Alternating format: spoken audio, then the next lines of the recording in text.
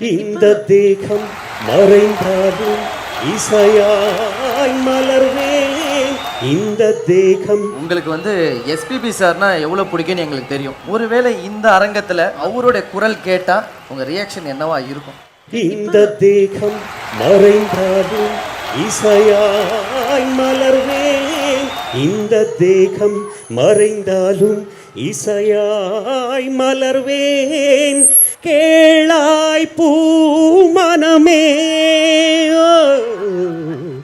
சங்கீத மேகம் தேன் சிந்தும் நேரம் ஆகாயம் பூக்கள் தூவும் காலம்.